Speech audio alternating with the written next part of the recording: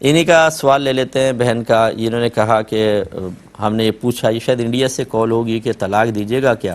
تو انہوں نے کہا طلاق طلاق طلاق، پھر ہنس پڑے اور کہا کہ میری تو نیت نہیں تھی۔ دیکھیں مسئلہ یہ ہوتا ہے کہ جب طلاق دی جاتی ہے نا تو وہ بیوی کو دی جاتی ہے، اس لیے طلاق کی نسبت پھر بیوی کی طرف، یعنی ایسا کوئی نہ کوئی وہاں پہ قرینہ اور کوئی نہ کوئی ایسا مسئلہ ہونا چاہیے کہ بیوی کی طرف نسبت ہو جائے کہ بھئی اسی کو طلاق دینا مقصود ہے۔ کوئی اکیلا بیٹھا بولا طلاق طلاق طلاق، بھئی کس کو دی ہے طلاق؟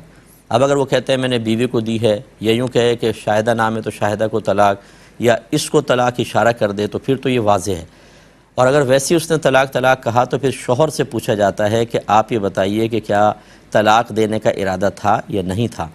اگر وہ قسم کھا کے کہہ دیتا ہے تو طلاق واقع ہوگی، ورنہ واقع نہیں ہوگی۔ لیکن یہ جو ہنس پڑے نا، جیسے بہت بڑے مفتی ہیں، جی میں نے تو ایسے ہی کہا تھا، یہ بعض اوقات ساری زندگی کا رونا ہو جاتا ہے۔ دین کی ABC ہمیں آتی نہیں، اور دین سے کھلواڑ کرنے کے لیے ہم بالکل تیار ہوتے ہیں۔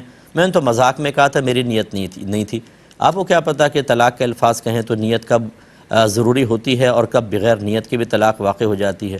دین کی ہمیں ABC نہیں آتی، لیکن ہم دین کو ضرور مذاق کا نشانہ بناتے ہیں، یا اس کو روزمرہ گفتگو میں استعمال کر رہے ہوتے ہیں، اور پھر جب ہم سے غلطی ہو جاتی ہے تو پھر ہم چاہتے ہیں کہ ہماری مرضی کے مطابق شریعت فتویٰ دے، اور جب شریعت ان کی مرضی کے مطابق فتویٰ نہیں دیتی، حکم جاری نہیں کرتی، تو شریعت سے باغی ہو جاتے ہیں۔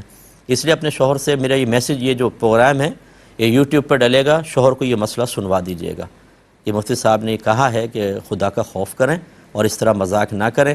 ابھی تو آپ بچ گئے، بالفرض اگر آپ قسم کھا کے کہہ دیتے ہیں کہ میری تمہیں طلاق دینے کی نیت نہیں تھی تو نہیں ہوگی، لیکن اگر ایسا کہتے نا کہ تجھے طلاق ہے، پھر چاہے لاکھ قسمیں کھاتے اور مذاق کا کہتے، پھر نہیں ہوتی، پھر طلاق ہو جاتی نہیں، پھر رعایت نہیں ملتی۔ ابھی تو بیوی کی طرف نسبت نہیں کی، اس وجہ سے رعایت مل سکے گی، لیکن آئندہ اس چیز کا خیال رکھیں۔